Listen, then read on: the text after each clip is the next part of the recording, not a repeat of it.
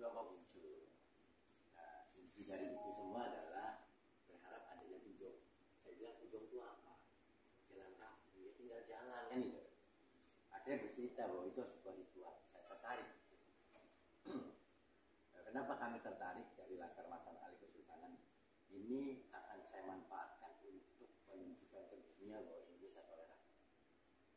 Toleransinya tinggi. Hanya itu Pak. Sehingga bulan tahun 2020 Januari akhir saya ke Thailand, kemudian ke Kathmandu, ke Nepal.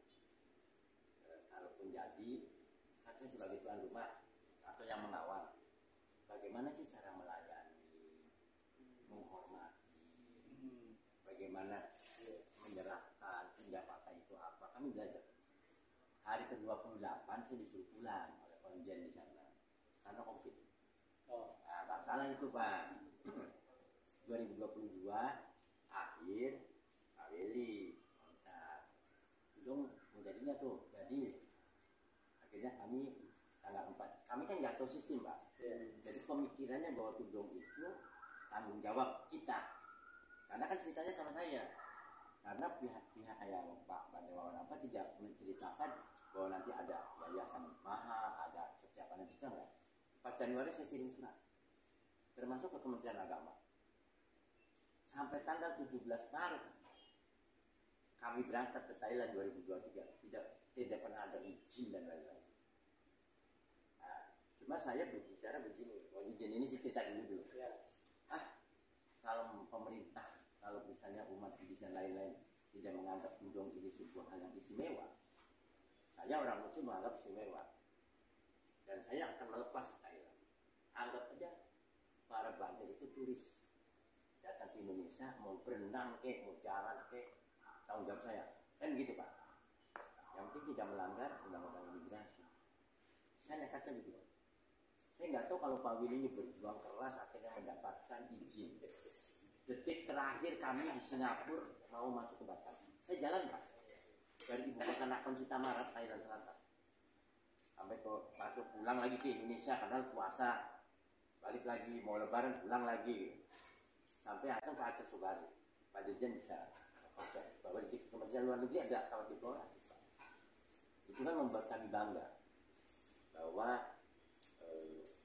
saya sebagai Islam Nusantara, sebagai imam, sebagai duriatnya para wali, ketika saya dicaci maki, di segala macam, dibilang murtad segala macam, tidak gampang Pak.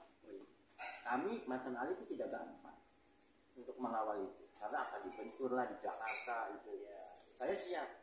Nah, ketika saya berhasil meladeni orang-orang yang mengancam-ancam, saya bilang karena leluhur saya mengajarkan toleransi. Gila Pak Dirjen. Leluhur yang mana? Ya wali lah. Saya keluarga keraton. Buktinya apa? Nah, saya cerita sebelum ada Islam, datanglah Laksamana Cheng Ho bermuhibah 7 kali, mampir ke Muara Jati. Banyak prajuritnya di dalam kitab Negara Kertabumi di keraton saya yang ditulis oleh Wangsa Kerta pada tahun 1512. Laksamana Cheng Ho mendarat di Muara Jati dengan membawa 333 armada perang. Jadi Laut Jawa itu penuh Pak. Dan 13.800 masuk. Ketika sudah di sini mungkin sebulan 2 bulan berlayar kembali, banyak perkaranya yang tidak itu. Mendirikanlah kelenteng Gamblang tertua, kelenteng Pleret, kelenteng apa Belasasi.